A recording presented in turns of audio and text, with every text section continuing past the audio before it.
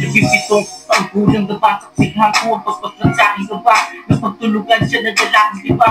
Natungala na lang ako, walang nagawa. Dahil sa takot ko nadarama at sa lungkot dahil siya na lang bumubuhay sa amin. Dahil wala na ang aking ina. Di ko alam ang gagawin, pero tanda ko ang mukha na mula sa lalim. Pagkalipas ng isang taon, ilumutan na sila. Nanubalik ang ganit kong daladala. At pagkatingin na sa isip ko para sa hostisya ng aking gaba. Lumapit sa kaibigan, may gamit sa akin sa trabaho niya tumubak. Agad ako naglano at sa kasi ko ay bumitas nila. Ngunit sa isip, nagawin ko na ang trabaho upang magkakapatid sa kahirapan, maibama sila. Kaya kapag may ipapaligpit ay walang pagkaba. Na sa bawat paang magpapatay kapalit ay malaking halaga. Isa lang akong biktima ng karahasan, di ko man matuwid. Kakamali ko sana'y malampasan ang mga balakid na humahadlang.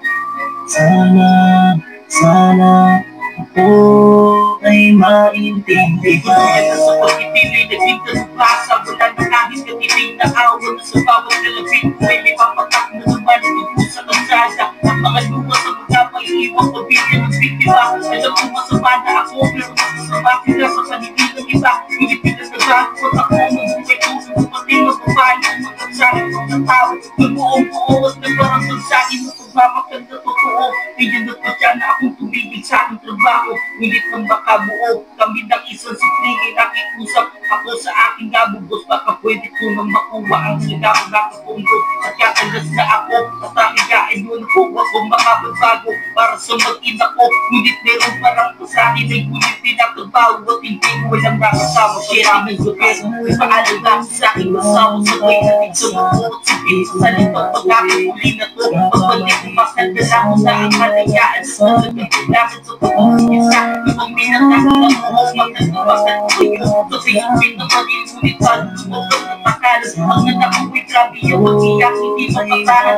So nagkatapat ako, ngayon ako sobrang inapakan. Inisip ko na sa loob naman, di na ako nag-isip na kung ano baka sigalang dahil hindi na to. At paggalis ko sa takalan, may yanong pagkaba. Nagtataka ako parang may kakaiba. Dalawang lalaki nakasunod at nakatakit ang mukha. Pagdating ko sa lugar ng biktima, at yung tatong lumapit at tinuto ang iswala sa mukha. Sabay na hindi kasi yung kapag gulat na sabay na likod at ako'y nabigla di nakapagsalita. Kitang-kita ko ang balang palapit sa aking mukha. Di ko na alam ang nangyari. Bigla na ako pumulat na di ko bilang ang pagkabalang. Tumato sa akin sa pawan, lumuha na lang ang aking mata. Alam ko nang mangyayari kung sa puli ako naman yung biktima. Kayo na kung bahala sa akin mag-inap ako sa kabanatan ng pulot kong biktima.